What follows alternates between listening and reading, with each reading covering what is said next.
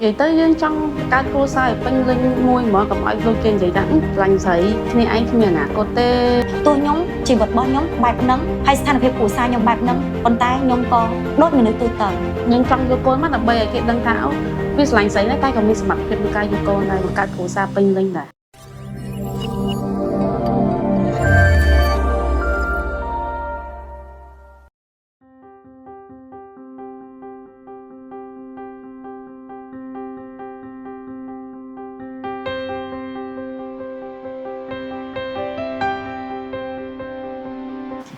សម្រាប់ពួកខ្ញុំចាប់ដើមរស់នៅមួយគ្នាហ្នឹងរយៈពេល11ឆ្នាំហើយរហូតមកដល់ថ្ងៃហ្នឹងជាដៃគូរវាងពួកខ្ញុំជាពិសេសដូចពួកខ្ញុំភេទដូចគ្នាវាសំខាន់ហើយមួយវិញទៀតវាក៏ពិបាកតែគ្រាន់ថាសំខាន់បំផុតគឺទៅលើក្តីសុខគឺយើងផ្ដោតទៅលើក្តីសុខសុភមង្គលព្រោះថាដោយសារតែយើងមានឲ្យគ្នាទៅវិញទៅមកអញ្ចឹងសម្រាប់ដៃគូពួកខ្ញុំមិនប្រកាន់រឿងអីផ្សេងទេសំខាន់ពួកយើងទៅមុខបានជាមួយគ្នាយើងយកចិត្តគ្នាទៅវិញទៅមកអញ្ចឹងណា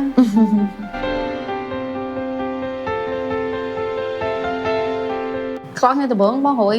ញ៉ាំបានហ្នឹងពិបាកបងពួកខ្ញុំនិយាយរួមទៅពិបាកសពយ៉ាងមានន័យថាមិនត្រឹមតែជីវភាពហើយមួយវិញទៀតសូម្បីតែមជ្ឈដ្ឋានជុំវិញខ្លួនសម្រាប់មនុស្សជុំវិញខ្លួនគឺពិបាកទាំងអស់ព្រោះដោយសារការពិតពួកខ្ញុំស្គាល់គ្នាហ្នឹងស្គាល់គ្នាដែលចែកដនដែលមិត្តភក្តិស្គាល់ទេប៉ុន្តែនៅពេលដែលយើងចាប់តាមតាក់ទងគ្នាធម្មតាពួកខ្ញុំភេទដូចគ្នាអញ្ចឹងមានការរើសអើងពីគ្រួសារអញ្ចឹងវារៀងពិបាកតិចតួចតែគាត់ថាអត់អីទេពួកយើងអាចជំនះបានការតាំងចិត្តរបស់ពួកយើងហើយភាពស្មោះត្រង់ជាគ្នានឹងគ្នាដល់ពេលអញ្ចឹងយើងអាចមករហូតដល់ថ្ងៃនេះវាទូពិបាកយ៉ាងណាប៉ុន្តែយើងអាចមកបានហើយណាមួយឥឡូវនេះគេហៅថា happiness full ហ្មង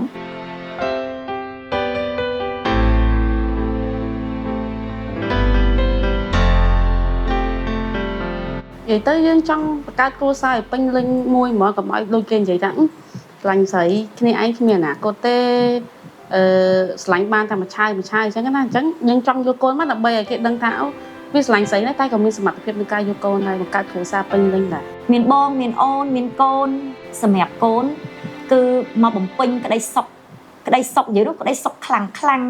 ហើយនៅក្នុងក្តីសម័យរបស់យើងទៀតដល់ពេលអញ្ចឹងយើងគិតថាធម្មតាភេទដូចគ្នាស្រីស្រឡាញ់ស្រីមិនអាចយកកូនបានទេប៉ុន្តែទីបំផុតពួកយើងអាចយកបានហើយបំពេញក្តីសុខឲ្យពួកយើងទាំងពីរនាក់អូយរាល់ថ្ងៃសប្បាយញាក់សាច់ពេលដែលអត់មានកូនយើងអត់សូវខ្វល់ខ្វាយច្រើនទេណាតែពេលចាប់ផ្ដើមមានកូន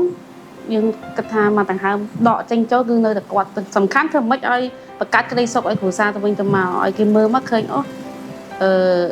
នេះគេស្រឡាញ់ស្រីដូចគ្នាមែនប៉ុន្តែគេផ្ដល់ក្តីសុខឲ្យគ្នាគេមានគ្រប់យ៉ាងអីចឹងណាមានកូនមានអីចឹងណាបង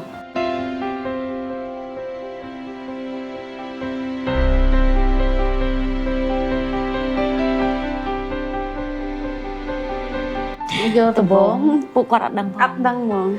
ពួកខ្ញុំលាក់ក៏ប៉ុន្តែមិនយើងអត់ចង់ឲ្យគាត់ដឹងទេប៉ុន្តែយើងលាក់សិនដោយសារតែយើងចាំឲ្យជោគជ័យហើយយើងចាំឲ្យប្រកាសថាយើងធ្វើវាបានទេទើបយើងហ៊ានប្រាប់ពួកគាត់ខ្ញុំលាក់និយាយនោះទៅតាំងពីពេលដែលខ្ញុំចាប់ផ្ដើមបកកកណ្ដាលរហូតដល់ថ្ងៃដែលខ្ញុំតេស្តឃើញថាខ្ញុំមានកូនជាប់បានទាំងពីរទើបខ្ញុំហ៊ានប្រាប់អ្នកតែខ្ញុំតែសម្រាប់ប្រតិកម្មពួកគាត់ដំបូងក៏រៀងអត់ជឿគាត់ថាពួកខ្ញុំលេងសើចច្រើនតែដល់ពេលខ្ញុំនិយាយទៅសប្បាយយ៉ាងអីទៅគាត់ថាអត់អីទេតាមសុខភាពទៅសំខាន់ក្តីសុខកូនគាត់និយាយថាសំខាន់គឺក្តីសុខកូនឲ្យតែកូនមានក្តីសុខមិនក៏បានទេប៉ាម៉ាក់អត់អីសម្រាប់កូនក្មេងហ្មងជាទូទៅទាំងអស់ហ្មងមិនថាតែកូនខ្ញុំទេសំខាន់គឺយើងការទូមានព្រៀនប្រដៅឲ្យគាត់យល់ថាសង្គមឥឡូវបែបម៉េចហើយគាត់ត្រូវរៀនទទួលស្គាល់នៅគ្រប់យ៉ាងដែលសង្គមមានអញ្ចឹងកុំឲ្យគាត់ថាដូចបើយើងនិយាយបកមកក្រោយវិញលក្ខណៈដូចថាឪពុកម្ដាយរបស់គាត់ស្រឡាញ់ភេទដូចគ្នាអញ្ចឹងសូមឲ្យកូនយល់ឲ្យកូនកុំរើសអើងសម្រាប់ថាភេទដូចពួកខ្ញុំឬក៏បងបរិសុទ្ធផ្សេងទៀតយើងត្រូវមានភាពស្មើគ្នាកុំឲ្យកូនរើសអើងហើយមួយទៀតការស្រឡាញ់ការផ្ដល់ឲ្យមនុស្សជុំវិញខ្លួនអាហ្នឹងគឺអ្វីដែលខ្ញុំត្រូវផ្ដល់ជូនពួកគាត់ព្រោះថាជាទ្រព្យសម្បត្តិយើងផ្ដល់ទៅគាត់ទៅតាមលទ្ធភាពទេប៉ុន្តែអ្វីដែលយើងផ្ដល់ឲ្យនឹងឲ្យគាត់យល់បានកាន់តែច្រើនគឺចំណេះដឹងនិងការស្រឡាញ់ដែលឪពុកគ្មានអ្នកណាផ្សេងដែលផ្ដល់ជូនគាត់ក្រៅពីឪពុកម្ដាយរបស់គាត់ដែលមានភាពស្មោះត្រង់និងការស្រឡាញ់ខ្លាំងបំផុតជូនទៅគាត់ឲ្យគាត់យល់ឲ្យបានច្បាស់ស្រឡាញ់ខ្លួនគាត់ឲ្យគាត់ស្រឡាញ់ខ្លួនគាត់ប៉ាម៉ាក់គាត់ស្រឡាញ់គាត់ក៏ត្រូវតែស្រឡាញ់មនុស្សជុំវិញខ្លួនគាត់ដូចគ្នា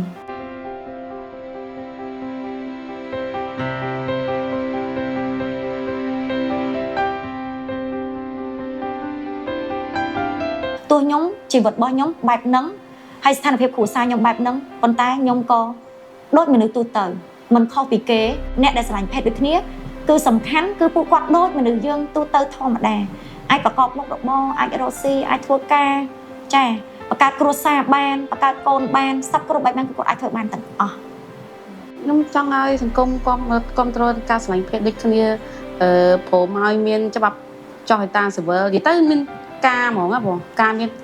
ហើយប៉ុន្តែគាត់ថាចង់ឲ្យគាត់មានច្បាប់មេតាស៊ីវិលឲ្យដូចគេដូចអីទៅព្រោះអីដោយសារតែដូចគាត់និយាយបញ្ជាក់មុនហ្នឹងអញ្ចឹងថាភេទឆ្លងភេទដូចភេទឆ្លងដូចគ្នាក៏អាចបង្កើតអីបានគ្រប់បែបយ៉ាងដូចលើផុសនិយាយដែរឆ្លងគ្នាដែរអ្វីដែលយើងចង់បានគឺបែបហ្នឹងសម្រាប់ពួកខ្ញុំព្រោះដោយសារពួកយើងអាចបង្កើតគ្រប់យ៉ាងសម្រាប់ជាដៃគូពួកយើងបានហើយប៉ុន្តែសម្រាប់មជ្ឈដ្ឋានជុំវិញខ្លួននិងសង្គមគឺសូមកុំឲ្យមានភាពរើសអើងសូមកុំឲ្យមានភាពរើសអើងហើយមួយវិញទៀតសូមឲ្យទទួលស្គាល់ពួកខ្ញុំដែលជាខ្ញុំចាព្រោះដោយសារពួកយើងក៏ជាមនុស្សដែរហើយមួយវិញទៀតសង្ឃឹមថាសង្គមហើយនឹងច្បាប់យើងឥឡូវហ្នឹងគឺគាត់បើកឲ្យទូលំទូលាយខ្លាំងជាងហ្នឹងទៅព្រោះដោយសារតែឥឡូវនេះមានន័យថាយើងអាចនឹងបង្ហាញអ្វីដែលជាខ្លួនយើងណាដល់ពេលអញ្ចឹងបើសិនជាពួកគាត់ត្រូវតែបើកចំហលើនឹងទៀតអ្នកផ្សេងគឺពួកគាត់អត់មានវិបត្តិទេ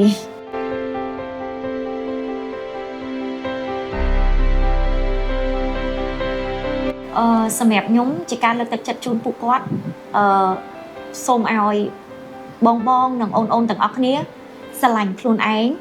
យល់ពីខ្លួនឯងផ្ដល់តម្លៃឲ្យខ្លួនឯងយល់ចិត្តខ្លួនឯងឲ្យបានច្រើនធ្វើអ្វីក៏ដោយគឺយើងត្រូវជឿជាក់លើខ្លួនឯងឲ្យខ្លាំងបំផុតគ្មានឧបសគ្គណាមកអាចរារាំងនិងមកមានន័យថារាំងស្ទះយើងបានព្រោះដោយសារអានេះគឺជាក្តីសុខរបស់យើងជីវិតរបស់យើងអនាគតរបស់យើងឲ្យគាត់ប្រឹងប្រែងស្រឡាញ់គ្នាខ្លះបើគាត់ថាស្រឡាញ់គ្នាហើយគាត់ចាប់ដៃគ្នា